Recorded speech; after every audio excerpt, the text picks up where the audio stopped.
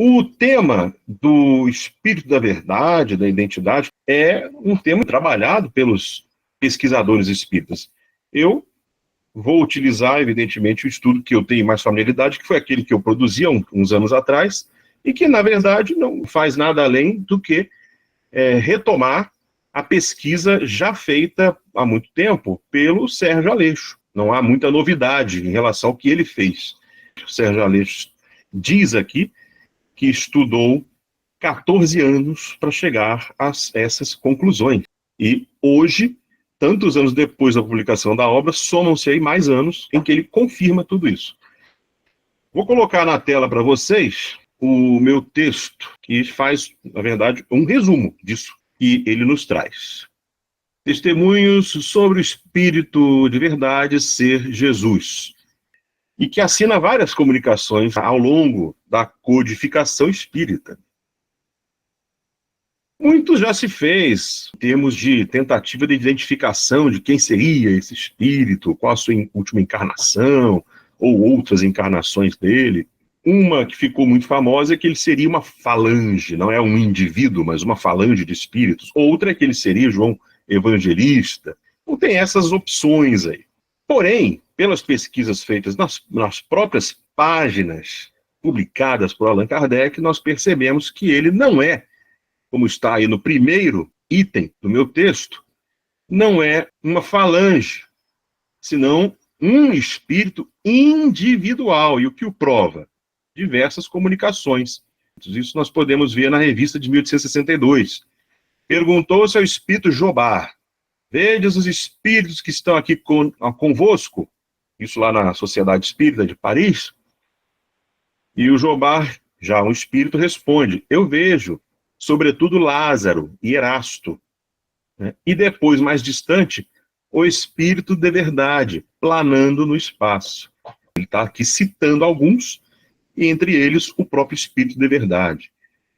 Na revista, ainda de 1862, na página 175, ao espírito Sanson, fez-se a pergunta a ele: não vedes outros espíritos? E ele: perdão, o espírito de verdade. Santo Agostinho, Lamennais, Sonnet, São Paulo, Luís e outros amigos que evocais estão sempre em vossas sessões. Olha aí, ó. Então, estão sempre lá. Olha a quantidade de espíritos bons que estavam acompanhando a Sociedade de Paris, né? E o Espírito da Verdade contado como um entre eles. E na revista de 1866, página 222, a qualificação de Espírito da Verdade não pertence senão a um, e pode ser considerado como nome próprio. Ela é especificada no Evangelho. De resto, esse espírito se comunica raramente, somente em circunstâncias especiais. Então se vê aí que quem afirma que ele é uma falange, um grupo de espíritos, não leu a Revista Espírita de 1866, onde está claramente afirmado que ele é um, não um grupo ou uma falange. Está claro aí, né? Pois bem, agora quem é esse um? A gente vai colocar que é o Espírito Jesus primeiro, né, gente? Antes de falar aqui que ele é Jesus com essa afirmação taxativa, vamos lembrar o que diz o Livro dos Médiuns sobre a identidade dos espíritos. Você tem como identificar o espírito superior. Isso está no capítulo 24, da segunda parte, item 256. Ele diz que quanto mais o espírito se purifica, seus caracteres de personalidade se apagam.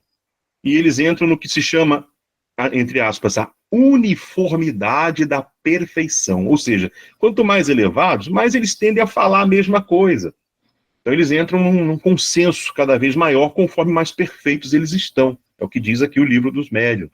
É o que ocorre com os espíritos superiores e os puros. Entre outros detalhes que ele fala, nós podemos entender o seguinte, que para identificar os espíritos é preciso ver o estilo de linguagem, tem que ser um estilo de linguagem elevado, tem que ser mais ou menos conforme aquilo que a sua identidade suposta tem de caracteres, ou seja, ele tem que falar num estilo próximo àquilo que o personagem conhecido na história também falaria. A elevação moral da mensagem também precisa ser compatível com a da personalidade em que ele pretende se identificar, né? Não pode haver nenhum elemento na mensagem que desabone a identificação com aquele personagem. São coisas que ele afirma aqui. Eu vou ler só o final do parágrafo que ele explica sobre isso, dizendo assim: ocorre mesmo com os espíritos superiores, que se comunicam sob o nome de um personagem conhecido. Nada prova que seja precisamente o espírito desse personagem, tá? Como a gente sabe, não há como bater martelo dizendo é esse quando se fala de espírito superior, muito mais quando eles são antigos. Porém, Kardec diz: se não diz nada que desminta a elevação do caráter deste, há a presunção de que seja ele. Então é possível, sim, a chegar a uma presunção de que seja o espírito. Em todo caso, se não for ele, pode ser um espírito do mesmo grau que ele, ou enviado por ele. Por quê? Porque eles já chegam na uniformidade da perfeição, como disse um pouco antes, nesse mesmo item. Então a gente vai dizer assim, que um espírito é precisamente aquele. Pela doutrina, o máximo que dá para dizer é: há uma presunção grande, não desmentida por nada. Esse é o escopo de identidade dos espíritos que trazida pelo Livro dos Médiuns. Vamos voltar então para o texto para ver qual é a presunção de identidade desse espírito, que nós já colocamos que é a personalidade de Jesus. Vamos ver aqui os elementos para isso. Primeiro, nas obras fundamentais espíritas, as de Allan Kardec, nós temos em 1860, na revista, porque o próprio Cristo preside os trabalhos de toda a natureza que estão em vias de cumprimento, para abrir a era da renovação e aperfeiçoamento que vos predizem os guias espirituais, diz aí o espírito Chateaubriand. Na revista de 1861, agradeço a alegria e humildade que o Cristo está em missão sobre a Terra para a propagação e sucesso do Espiritismo. Olha aí, o Cristo está na missão sobre a Terra, propagando, para cumprir a palavra unum ovili et unus pastor, ou seja, um só rebanho, um só pastor, né? Como ele próprio Cristo falava. Não tem mais. O Cristo, entre parênteses, chamado por eles Espírito de Verdade. Olha, o Cristo, chamado Espírito de Verdade. A verdade é o primeiro e o mais santo missionário das ideias espíritas. Essas palavras tocaram vivamente e me perguntavam: mas onde está, pois, o Cristo em missão na Terra? A verdade comanda. Isso aqui é uma carta de Rustem a Kardec, a qual Kardec nada obstou, né? Porque veio de Rustem que está tudo errado, mas tem coisa que ele fala que bate.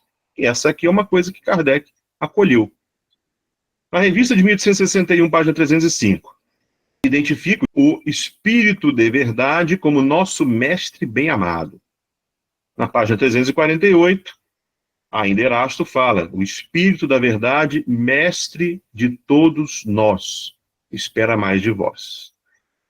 Em 1862, página 343, o Espírito de Verdade, o Filho de Deus. Quem fala isso é o Espírito Antoine, pai do Allan Kardec.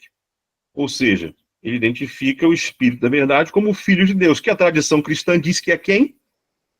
Jesus, né? O Filho de Deus é o Espírito da Verdade.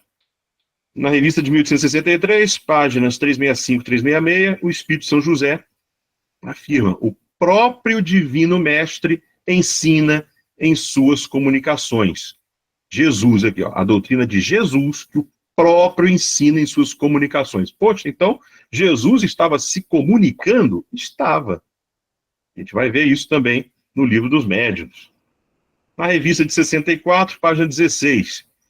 Esse direito que o Espírito de Verdade que dirige este globo conferirá quando for merecido. Quem fala isso é o Espírito Hahnemann. Então você está vendo aqui uma série de epítetos que são atribuídos ao Espírito da Verdade e que também são atribuídos na doutrina a Jesus, né? Então você faz aqui a identificação dos dois.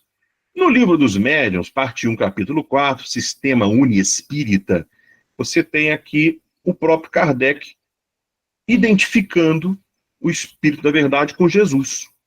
Depois vocês podem conferir lá, nesse chamado sistema uniespírita. O que é o sistema uniespírita? Era uma teoria de que todas as comunicações que chegam não vêm de vários espíritos, mas de um só. E esse um só seria quem?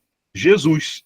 E quando ele fala desse espírito único que se comunica, que é Jesus, ele chama também de Cristo, de protetor da terra, de espírito do bem por excelência, tudo o mesmo único espírito, sistema uniespírita. O mesmo espírito é chamado de tudo isso aqui. Jesus, olha lá, é chamado de Jesus, e esse mesmo também é chamado de o espírito de verdade aqui, ó, que seria o Espírito Santo entre todos. Então eu até coloco a observação embaixo. Kardec trata como o mesmo espírito, como o único espírito, o Espírito de Cristo, Jesus, Espírito de verdade. Né? Ou seja, são designações de um único espírito, segundo Allan Kardec nesse texto. Então, ele mesmo dá essa identificação aí para nós. Agora, e o próprio Espírito da Verdade se identifica assim? Também. O próprio Espírito da Verdade, em comunicações que ele assina, já traz informações para identificá-lo como Jesus. Olha só. Diz lá no Evangelho, capítulo 6, item 5. Venho como outrora, isso o Espírito da Verdade falando. Venho eu como outrora, entre os filhos transviados de Israel, trazer a verdade e dissipar as trevas. O Espiritismo, como outrora a minha palavra. Entendeu? Aí tem, eu não vou colocar o texto inteiro, mas eu só peguei as partes mais claras da identidade, e fala assim: eu reuni em feixes o bem esparso da humanidade, e eu disse o quê? Vinde a mim, todos vós que sofreis. Aí você vai na Bíblia e pergunta, qual personagem que falou, vinde a mim, todos vós que sofreis? Não é Jesus? Ou é outro? Então, quando o Espírito da Verdade diz, eu disse, vinde a mim, todos vós que sofreis, ele está se identificando com Jesus. Mas os homens ingratos desviaram-se do caminho reto e largo, que conduz ao reino do meu Pai. Tá vendo? Ele fala como sendo o próprio Jesus. E essa mensagem, o que é mais interessante, ela vem mais completa ainda no livro dos médiuns. Só que a assinatura já não é Espírito da Verdade. A assinatura lá é Jesus de Nazaré. Kardec põe essa observação, essa nota de que essa mensagem vem assinada Jesus de Nazaré. E lá no Evangelho, Espírito de Verdade. Então, é o mesmo Espírito. Certo? No livro dos médiuns, está aqui, eu coloquei também a mensagem, diz a mesma coisa. Está lá. Ainda falando daqueles que escreveram sobre ele, né? Aqueles que assistiram a minha vida e a minha morte, são intérpretes da minha vontade e do meu Pai, né? Falando dos evangelistas. Kardec, inclusive, põe na nota, uma notinha grande, dizendo que não publica qualquer coisa com a assinatura Jesus de Nazaré, por uma questão óbvia de que muitos abusam desse nome, né? Mas que, nesse caso, essa comunicação foi obtida por um dos melhores médiuns da Sociedade de Paris, está assinada Jesus de Nazaré, e não duvidamos de nenhum modo que ele possa se manifestar. E que essa mensagem leva a marca da autenticidade. Então, Kardec põe que essa mensagem, Jesus de Nazaré / Espírito da Verdade, é autêntica, segundo os critérios que ele mesmo utiliza de identificação. E ele fala, fica cada um pronto a julgar. Uma observação, parêntese aqui, antes de falar da próxima passagem. Ele colocou a objeção de que o Jesus fala nos evangelhos, profetizando sobre a vinda do Espírito da Verdade, como se fosse outro. Se fosse ele mesmo, estaria falando dele em terceira pessoa, e que não faz sentido, porque se o Espírito da Verdade fosse ele mesmo, ele não falaria que enviaria o Espírito da Verdade, falaria que ele viria, né? Porém, Sérgio Aleixo responde a isso. Eu vou responder para vocês. Aqui está, na página 111 do livro Meu Nome, o Nome. A dificuldade, diz o Aleixo, estaria, portanto, naquela questão que havíamos levantado. Sendo Jesus o Espírito da verdade, o mesmo ser, como pôde Jesus afirmar que nos enviaria o Espírito da verdade? É a questão, e faz sentido, né? Isso não nos conduz a uma natural distinção entre ambos? É a objeção. Por causa dessas e outras perguntas até agora não respondidas, necessitamos da compreensão global do advento da verdade. Ele vai explicar agora. A linguagem profética é eminentemente simbólica, exprime de forma plural a realidade singular que se propõe a traduzir. Assim, quando Jesus disse que enviaria o Espírito de verdade, ou mais propriamente o Consolador, referiu-se ao advento da doutrina no sentido histórico profético. Muito embora, por outro lado, e sem contradição, pois a profecia não é domínio da nossa lógica formal, isso implicasse o seu retorno no sentido personalístico. E aí ele cita aqui uma outra passagem de Jesus, falando que ele mesmo voltaria.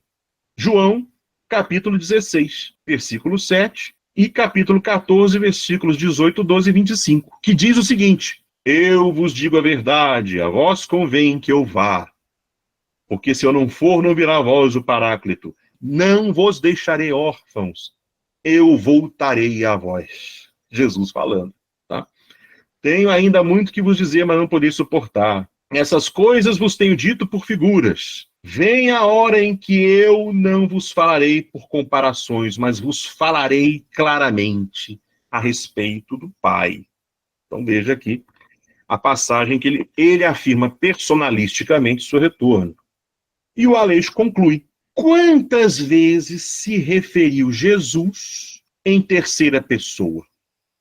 Ao Filho do Homem, ou ao Cristo, falando exatamente de si. Não é verdade? É comum nos evangelhos Jesus falar: eis que o Filho do Homem virá, eis que o Filho do Homem sofrerá. Falando dele, ou seja, é comum nos evangelhos Jesus falar dele em terceira pessoa. Aí o Aleixo fala: por que não se daria mais ou menos o mesmo no que respeita ao Espírito da verdade? Né? Como quer que seja, o envolvimento pessoal do mestre nesse processo revelador se afigura evidente. Voltando então ao nosso documento, na revista de 1864, páginas 399 a 400, o Espírito da Verdade afirma o quê? Isso é mensagem assinada por ele. Há 18 séculos, por ordem do meu Pai, eu vim trazer a palavra de Deus aos homens, de boa vontade. Essa palavra foi esquecida pela maioria dos homens. Né? Aí tem gente que fala assim: será que não pode ser João Evangelista? Resposta: não. Por quê? Naqueles prolegômenos do Livro dos Espíritos, você tem a assinatura de vários espíritos embaixo. Uma delas, João Evangelista. Outra, Espírito da Verdade, entre outros. Ou seja, não é o mesmo. Ele está colocando várias personalidades distintas ali. Fora que aquilo que é atribuído a falas pessoais de Jesus nos evangelhos não podem ser confundidas com falas de João. Exemplo, essa que está na tela. Há várias moradas na casa do meu pai. Eu lhes disse há 18 séculos. Ah, quem falou isso? Há várias moradas na casa do meu pai. Foi João? Foi outro? Que não fosse Jesus? Não tem jeito, né? Então aqui ele está se identificando com Jesus. Inclusive a data, 18 séculos. Por quê? Quando a revista foi escrita, em 1864, havia 18 séculos da vinda de Jesus, gente. Essas palavras o Espiritismo veio fazer compreender. Nota de Kardec. Nota-se uma analogia impressionante de tom e de pensamentos que acusam uma origem única. Para nós, dizemos que pode ser do Espírito de verdade, porque é digna dele, enquanto temos visto massas assinadas por este nome venerado, ou o de Jesus. No Evangelho, capítulo 6, item 6, você tem também o Espírito da Verdade, numa comunicação, dizendo: Vossas almas não estão esquecidas. Eu, o divino jardineiro, as cultivo no silêncio dos pensamentos. Sentireis surgir e germinar em vós minha preciosa semente. Aí quem se lembra do que Jesus falava vai lembrar que ele ensinou uma parábola chamada parábola do semeador. E nessa parábola do semeador, quem é que semeava? Quem era o jardineiro? Jesus. Então ele se identifica com o jardineiro da sua própria parábola do semeador. No Evangelho, no mesmo lugar, item 7, o Espírito da Verdade diz na comunicação: vinde, pois, a mim, todos vós que sofreis, estáis sobrecarregados, e sereis aliviados e consolados. Ou seja, ele repete como suas as mesmas palavras de Jesus nos Evangelhos. Tem mais. O Espírito da Verdade falando que ele vos enviará o seu Filho bem-amado. Eis-me aqui, venho a vós, porque me chamastes. Ou seja, ele se identifica com o Filho bem-amado que Deus enviaria, dizendo, eu estou aqui, eu vim. Jesus era conhecido como o Filho bem-amado de Deus, eu coloquei na nota aqui. Depois, lá no Evangelho, na página 60, você lê Kardec dizendo que o Cristo preside a regeneração que se opera. E na Gênesis, página 31, o próprio Kardec escreve também que o Espírito da Verdade preside o movimento de regeneração. Ou seja, o Cristo e o Espírito da Verdade são o mesmo, presidindo o movimento da regeneração. Tá? Em obras posteriores, mediúnicas, você tem confirmação também? Tem, até depois de Kardec. No livro da médium, a senhora W. Creel, de Bordeaux, 1865, você tem lá essa instrução. O livro Irradiações da Vida Espiritual, página 46. Não há, pois, como ignorar a óbvia e indiscutível conclusão de que, sob o nome de Espírito de Verdade, o Cristo dirigiu pessoalmente os trabalhos de formulação e implementação da doutrina dos Espíritos. Tá? Caracterizando-a como Consolador que prometera há 18 séculos. Isso aí, apenas 6 anos após o desencarne de Kardec, veio essa comunicação. E também, no Brasil, nós temos pesquisadores que afirmam o mesmo. Hermínio Miranda, em As Mil Faces da Realidade Espiritual, afirma: não há como duvidar de que, em algum momento, presumivelmente entre 61 e 63, Kardec foi informado de que o Espírito de Verdade era o próprio Cristo. A identificação do Espírito de Verdade com Jesus é confirmada pelo livro lá que eu citei, da W. Creel.